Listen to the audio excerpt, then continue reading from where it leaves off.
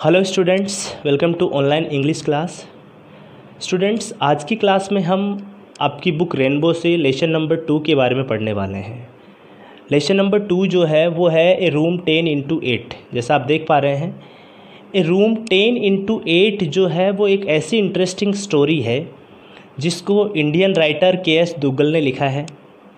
KS. Duggal basically Punjab से belong करते हैं और इनकी जो मोस्ट ऑफ राइटिंग्स हैं वो पंजाबी और इंग्लिश में आपको मिलेंगी। के.एस. दुग्गल इस स्टोरी के थ्रू, ए रूम 10x8 के थ्रू एक ऐसा मैसेज देने की कोशिश करते हैं कि किस तरह से इंडियन सोसाइटी में जनरेशन गैप जो है वो इमर्ज हो रहा है। साथ ही वो एक ऐसा मैसेज देने की कोशिश करते हैं कि जिस तरह का हम एक्शन करते हैं, जिस तरह का हम बिहेवियर करते हैं, उसका आउटपुट उसी वे में हमें मिलता है। हमें उसी तरह का बिहेवियर देखने को मिलता है जैसा हम बिहेवियर किसी के साथ करते हैं। तो स्टोरी जो है, जैसा आप देख पा रहे हैं, ए रूम 10x8, ये ऐसी स्टोरी है जो इंडियन पृष्ठभूमि की है। इसकी जो कैरेक्टर हैं, इसमें जो एरिया लोकेशन जो बताई हुई हैं वो बेसिकली इंडिया से ही है। तो हम जो बात करने वाले हैं वो एक ऐसी स्टोरी के बारे में जिसमें कुछ कैरेक्टर हैं, उन कैरेक्टर्स पे हम 1 बाय 1 स्टडी करेंगे और साथ ही स्टोरी का एंड किस वे में होता है, स्टोरी स्टार्टिंग कहाँ से होती है, ये सब बातें हम पढ़ेंगे। तो सबसे पहले आपको ये क्लियर हो कि ए रूम 10x8 है क्या। तो ए रूम 10x8 जो इस चैप्टर का, जो इस लेसन का टाइटल है, वो एक रूम का साइज़ है। यानी किसी हाउस के मैप में, किसी हाउस के ड्राफ्ट में एक रूम का साइज़ है। यानी एक रूम है जिसका साइज़ है 10x8। It means 10x8 size का एक रूम है और उस रूम के नेम पर ही इस पूरी स्टोरी को रखा है। अब इस स्टोरी में मेनली हम अगर बात करें कैरेक्टर्स की, तो इसमें मेनली 4-5 कैरेक्टर के बारे में डिस्कस किया हुआ है। सबसे जो इम्पोर्टेंट कैरेक्टर है वो है मिसेज़ मलिक। मिसेज़ मलिक एक मिडिल एज्ड वुमन है। मिसेज़ मलिक इसी स्टोरी की मेन कैरेक्टर है। मिस्टर मलिक जो हैं वो मिसेज़ मलिक के हस्बैंड हैं। ये सेकंड कैरेक्टर हैं, ऑल्दो इनका डिस्क्रिप्शन ज़्यादा नहीं दिया हुआ है। थर्ड कैरेक्टर इसमें एक आर्किटेक्ट है जिसका स्टार्टिंग में डिस्क्रिप्शन दिया हुआ। आर्किटेक्ट जो उस हाउस को ड्राफ्ट करता है, उस हाउस का एक मैप तैयार करता है। इसके अलावा फोर्थ कैरेक्टर है मदर इन लॉ। तो मदर इन लॉ यहाँ पर है मिसेज़ मलिक की, यानी ये जो मदर इन लॉ है वो मिसेज़ मलिक की मदर इन लॉ की बात की जाएगी यहाँ पर। इनके अलावा अगर मैं बात करूँ अदर कैरेक्टर जो बाद में इमर्ज होते हैं स्टोरी में, तो जैसा आप देख सकते हैं सन एंड डॉटर, मिसेज़ मलिक और मिस्टर मलिक के एक बेटा है और एक बेटी है। और उसके बाद एक नया कैरेक्टर और स्टोरी में मिलेगा आपको, वो है सन जो है उसकी wife. It means daughter in law of Mrs Malik. यानी ये सब कैरेक्टर आप देखेंगे। यानी मिसेज़ मलिक है, मिस्टर मलिक है, एक आर्किटेक्ट है, मदर इन लॉ जो मिसेज़ मलिक की है, मिसेज़ मलिक की डॉटर इन लॉ जिसका लास्ट में डिस्क्रिप्शन दिया हुआ है, और उनका सन और डॉटर जो है इसका रोल यहाँ पर कुछ भी है नहीं। मेनली बस ये बताया कि वो एक फैमिली मेम्बर थी लेकिन गॉट मैरिड। उसकी शादी होने के बाद फिर उसका कोई विशेष इसमें डिस्क्रिप्शन नहीं दिया हुआ है। तो अब हम पढ़ें कि स्टोरी में है क्या। तो जैसा आप देख पा रहे हैं कि ए रूम 10x8 स्टोरी जो है वो एक ऐसी थीम को शो करती है, जैसे यहाँ लिखा है shows the theme of generation gap. ये जनरेशन गैप की एक थीम को शो करती है कि किस तरह से एक जनरेशन के बाद दूसरी जनरेशन में जो बिहेवियर है वो चेंज हो जाते हैं। Most of parents in our society are ill treated. It means हमारी सोसाइटी में जो पेरेंट्स होते हैं, जो एल्डर पीपल होते हैं, उनके साथ एक थोड़ा गलत व्यवहार, दुर्व्यवहार किया जाता है नई जनरेशन के द्वारा। तो इस तरह की एक थीम इस चैप्टर में, इस लेसन में शो करने की कोशिश की है के.एस. दुग्गल साहब ने। इसके अलावा हम इस लेसन को शॉर्ट एंड स्वीट इस तरह से समझ सकते हैं, as you sow shall you reap. It means ये एक कहावत है इंग्लिश में जिसको हम बोलते हैं कि जैसा आप बोते हैं वैसा ही आप प्राप्त करते हैं, जैसा ही आप पाते हैं। तो जिस तरह से हमारे एक्शन होंगे आउटपुट भी वैसा ही आने वाला है। तो यहाँ पर जो मेन कैरेक्टर है मिसेज़ मलिक, इनकी थिंकिंग जैसी थी, वो जैसा अपनी मदर इन लॉ के लिए करना चाह रही थी, ठीक वैसा ही उसके साथ उसकी डॉटर इन लॉ ने, यानी डॉटर इन लॉ ने अपनी मदर इन लॉ के लिए किया। तो मिसेज़ मलिक जो है वो इसमें मेन कैरेक्टर है। इससे रिलेटेड बहुत सारे क्वेश्चंस जो हैं वो इस स्टोरी में पुटअप होंगे। तो आइए स्टोरी को स्टार्ट करते हैं। जैसा आप देख पा रहे हैं कि सबसे पहले यहाँ एक हाउस को बनाने की बात चल रही है। स्टार्टिंग का जो इंसिडेंट है वो हाउस बनाने के लिए एक डिस्कशन चल रहा है कि हाउस का साइज़ क्या होगा, हाउस का मैप, हाउस में जो रूम्स की साइज़ है वो क्या है, हॉल की क्या है। तो इस तरह से वो एक मैप पे डिस्कस करते हैं। तो कुछ पॉइंट्स मैंने यहाँ पर लिखे हैं, इन पॉइंट्स के थ्रू आप मेन स्टोरी को पढ़ सकते हैं। वैसे आप सेल्फ स्टडी करेंगे तो भी आपको ईजी वे में समझ में आ जाएगी कि स्टोरी जो है वो क्या है। तो जैसा आप देख रहे हैं, फर्स्ट पॉइंट लिखा है मलिक्स, यानी पूरे Malik family. It means Maliks का यहाँ मतलब है मलिक फैमिली में मिस्टर एंड मिसेज मलिक दोनों। तो Maliks decided to build a house in Delhi, यानी मलिक फैमिली ने दिल्ली में एक घर बनाने का निश्चय किया।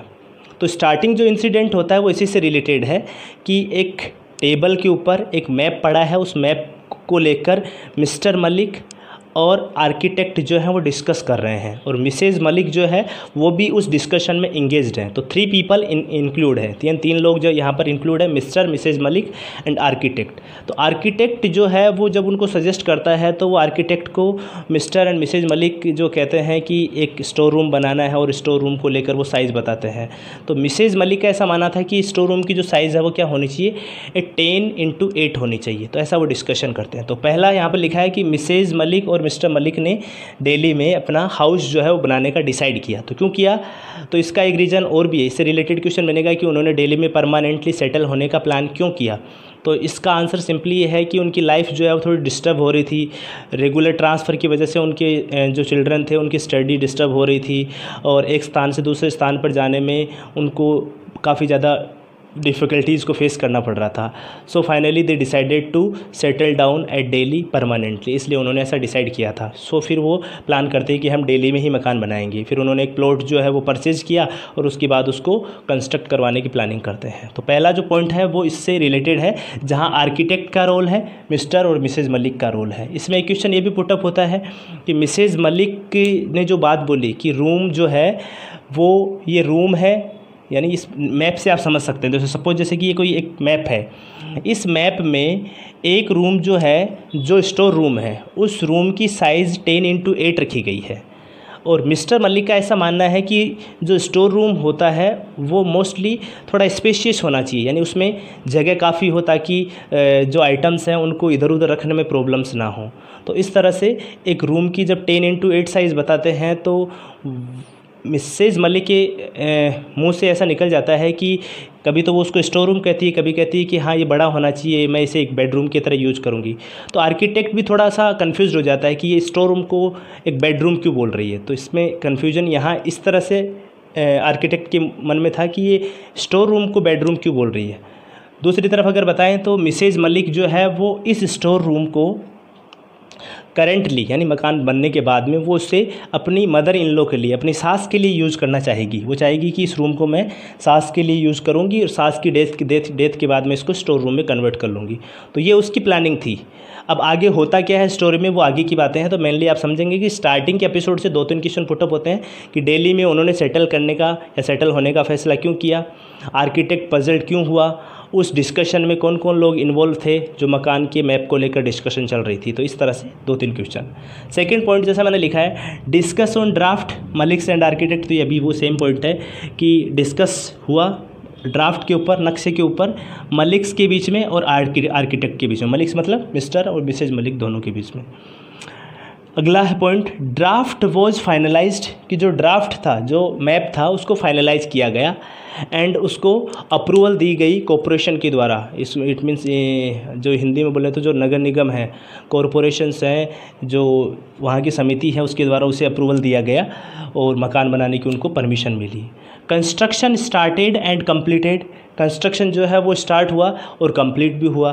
तो कंस्ट्रक्शन जब स्टार्ट हुआ तो उस दौरान एक काफ़ी बड़ा डिस्क्रिप्शन दिया कि कंस्ट्रक्शन में मिसेज मलिक की काफ़ी जो भूमिका थी, आई मीन उसने काफ़ी कंट्रीब्यूट किया था। वो अर्ली मॉर्निंग वहाँ साइट पर जाती थी, पूरे दिन वो ऑब्ज़र्व करती थी, जो मेसन थे, जो हेल्पर थे, उन लोगों के एक्शन को वो ऑब्ज़र्व करती थी, पूरी देख रेख करती थी सामान की, सबकी।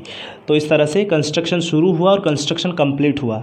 अब जैसे ही कंस्ट्रक्शन कंप्लीट हुआ तो उसके बाद में देखो क्या हुआ, house was acquired by the government, यानी किसी पर्पज़ से गवर्नमेंट ने उस मकान के बनने के जस्ट बाद ही, यानी उनके शिफ्ट करने से पहले ही गवर्नमेंट ने उसे ले लिया अपने कब्जे में। तो इसका मतलब ये कोई कब्जा नहीं किया, गवर्नमेंट ने उसे अपने पर्सनल गवर्नमेंट यूज़ के लिए ले लिया कि ये मकान हमें चाहिए किसी पर्पज़ से, किसी ऑफिस या किसी स्टोर रूम की तरह या किसी भी गवर्नमेंट पर्पज़ से उन्होंने यूज़ करने के लिए उस मकान को एक्वायर्ड कर लिया।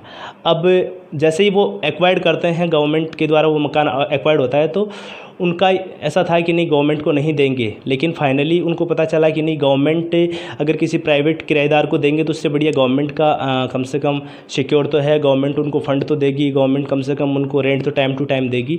तो गवर्नमेंट के यूज़ के अकॉर्डिंग, उनके पर्पज़ के अकॉर्डिंग जब उस हाउस को एक्वायर्ड कर लिया गया तो फाइनली वो न चाहते हुए भी मिसेज मलिक और मिस्टर मलिक बाद में मान जाते हैं।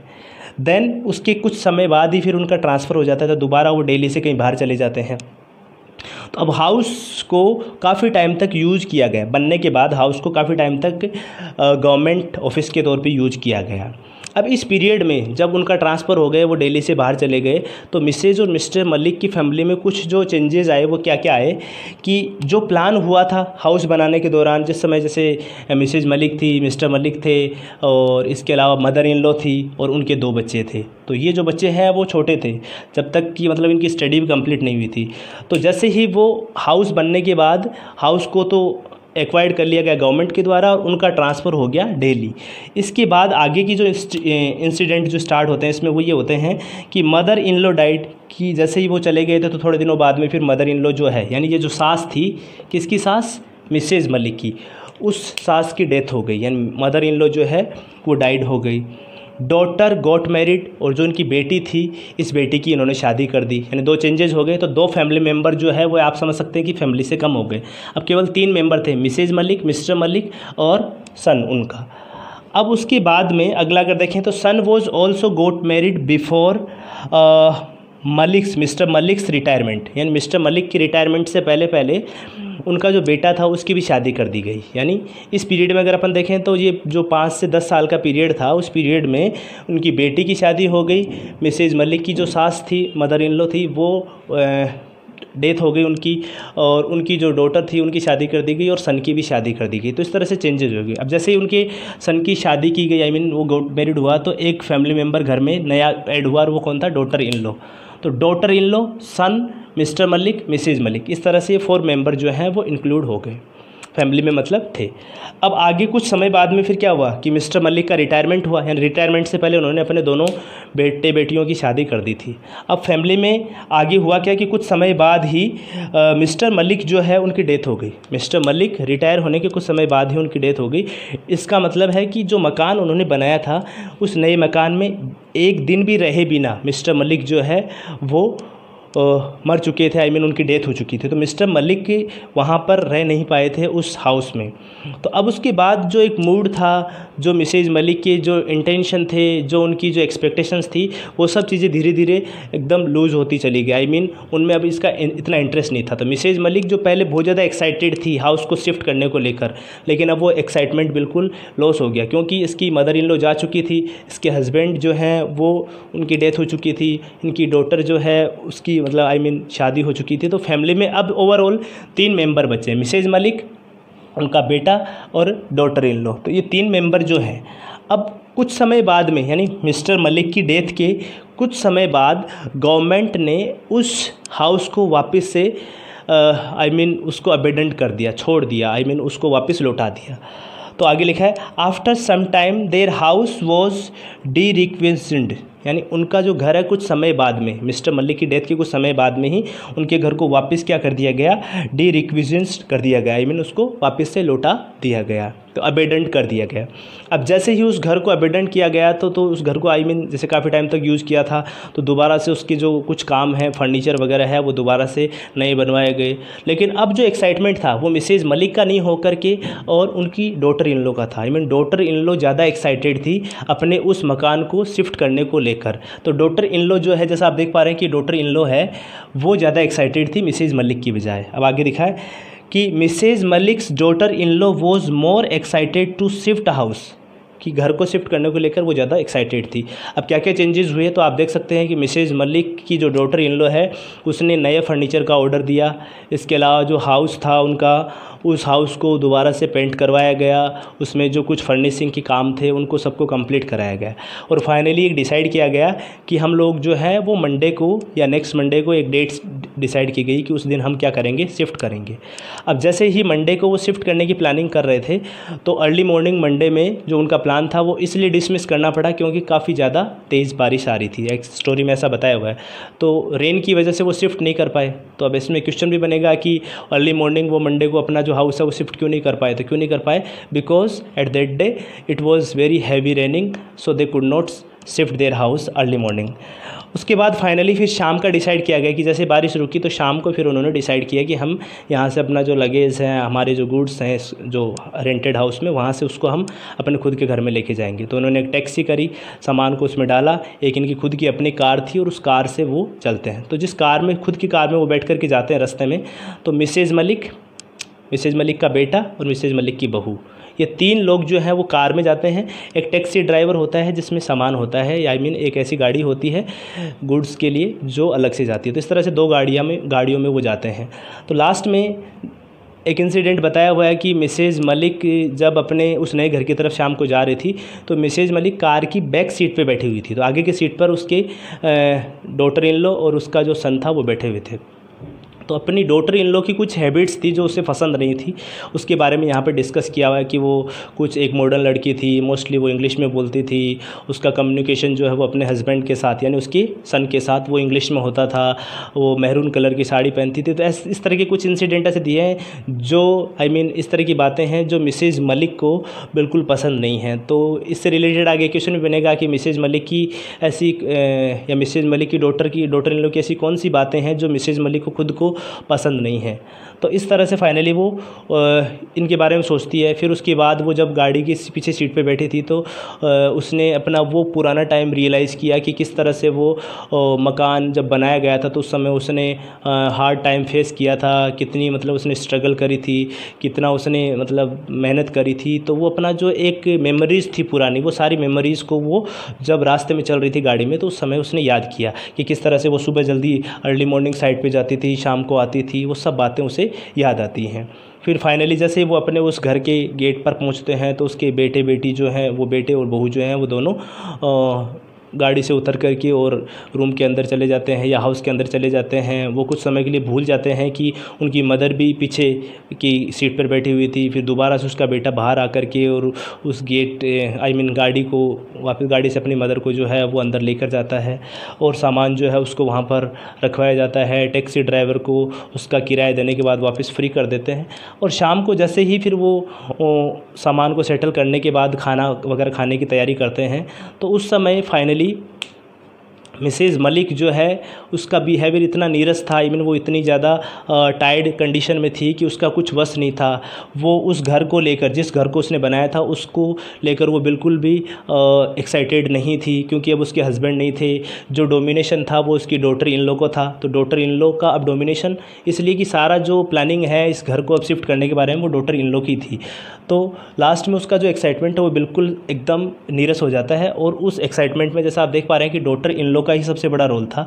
और इस मैप के हिसाब से अगर मैं बताऊं तो जैसे वो घर में शिफ्ट हुए, लाइट्स वगैरह ऑन की गई और सब सामान वगैरह शिफ्ट करने के बाद जब वो नाइट में खाना खाते हैं तो उस समय उसके सन और डॉटर इन लॉ ने उसे खाने के लिए पूछा, लेकिन उन्होंने ये कहकर मना कर दिया मिसेज़ मलिक ने कि उसे भूख नहीं है, वो अब सोना चाहेगी, उसे नींद आ रही है। तो इस वे में जैसे उसने ये कहा कि मैं रेस्ट करना चाहूँगी तो उसकी डॉटर इन लॉ ने, यानी इसी डॉटर इन लॉ ने, मिसेज़ मलिक की डॉटर इन लॉ ने उन्हें ये सजेस्ट किया कि हाँ ठीक है, अगर आप रेस्ट करना चाह रही हैं तो फिर आप अपने रूम में जाके और रेस्ट करिए। और ये जो रूम सजेस्ट किया उसने, डाइनिंग रूम से जो रूम सजेस्ट किया उसने कि आपका ये जो रूम है वहाँ जा कर के आप क्या करें, रेस्ट करें, तो उसने वही रूम सजेस्ट किया जो रूम मिसेज़ मलिक ने डिसाइड किया था अपनी मदर इन लॉ के लिए और अपने स्टोर रूम के लिए। तो फाइनली मिसेज़ मलिक अब ऐसा कुछ कर नहीं सकती थी, वो मना भी नहीं कर सकती थी कि मैं इस रूम में यहाँ सेटल नहीं होंगी। और अब उसका डोमिनेशन नहीं था, उसके बहू और बेटे जो हैं दोनों का कंप्लीट डोमिनेशन था हाउस पर। तो फाइनली उसे वही रूम अलॉट कर दिया गया जो रूम वो उस मैप में स्टार्टिंग में अपनी मदर इन लॉ के लिए बनवाना चाह रही थी। तो उसकी जो रियल मदर इन लॉ थी, उस मदर इन लॉ को तो वो रूम नहीं अलॉट हुआ, क्योंकि शिफ्ट करने से पहले ही उनकी डेथ हो चुकी थी। और ये जो रूम अलॉट हुआ वो वापस से किसको हुआ? एग्जैक्ट मिसेज़ मलिक को ही हुआ, जो रूम वो अपनी मदर इन लॉ के लिए बनाने वाली थी। तो इट मीन्स स्टोरी के थ्रू एक ऐसा मैसेज दिया गया है, as you sow shall you reap. It means जैसा आप बोएंगे, जैसा आप बोने की कोशिश करेंगे, वैसा ही आप प्राप्त करेंगे, वैसा ही आप काटेंगे। तो इस तरह से उसने अपनी सास के साथ, यानी मिसेज मलिक ने अपनी सास के साथ थोड़ा सा क्रूल होने की कोशिश करी, या उसके साथ एक अच्छा बिहेव करने की कोशिश नहीं की। एक ऐसा रूम वो देना चाहती थी जो स्टोर रूम है। तो वो चाहती थी कि कुछ समय के लिए इस छोटे से स्टोर रूम को मैं सास को दे दूँगी और उसके बाद मैं इसको स्टोर रूम बना लूँगी। तो इस तरह से ये जो स्टोर रूम था वो फाइनली मिसेज़ मलिक को ही क्या किया गया? अलॉट किया गया। तो ये एक ऐसी इंटरेस्टिंग स्टोरी है। इससे रिलेटेड कई क्वेश्चंस जो हैं वो यहाँ आप देखेंगे, जिसमें जैसे मैंने बताया मिसेज़ मलिक का कैरेक्टर स्केच आपको क्लियर पता होना चाहिए, डॉटर इन लॉ का कैरेक्टर स्केच पता होना चाहिए, और मदर इन लॉ का तो मोस्टली डिस्क्रिप्शन यहाँ पर दिया हुआ नहीं, लेकिन फिर भी आपको पता होना चाहिए कि क्या क्या इसमें डिटेल्स मदर इन लॉ से रिलेटेड दी हुई है। तो आई थिंक जब आप इसे रीड करेंगे अच्छे से तो आपको सारे कैरेक्टर्स अच्छे से क्लियर हो जाएंगे। और अगर किसी भी तरह का कन्फ्यूजन रहता है तो आप मुझसे डायरेक्टली क्लास में डिस्कस कर सकते हैं। जो स्टूडेंट्स इसे पर्सनली रीड करना चाहते हैं उनके लिए ये सजेशन है कि आप इस स्टोरी से रिलेटेड जो क्वेश्चंस हैं उनके बारे में पहले एक बार रीड आउट कर लें, ताकि आपको स्टोरी पढ़ते समय उन सभी क्वेश्चंस के आंसर स्टेप बाय स्टेप मिलते रहेंगे कि हाँ ये क्वेश्चन इसमें पुटअप किए गए हैं, और इन्हीं क्वेश्चन से रिलेटेड जैसे आप स्टोरी को पढ़ना स्टार्ट करेंगे तो वो सारे जो कॉन्सेप्ट हैं वो आपके क्लियर होते चले जाएंगे। तो मिसेज मलिक का कैरेक्टर स्केच, उनकी डॉटर का कैरेक्टर स्केच, और इसके अलावा हाउस के दौरान क्या क्या हर्डल्स, क्या क्या डिफ़िकल्टीज़ मिसेज मलिक ने फेस करी, वो सब बातें आपको पढ़नी है। आज की क्लास में इतना ही। Thank you so much.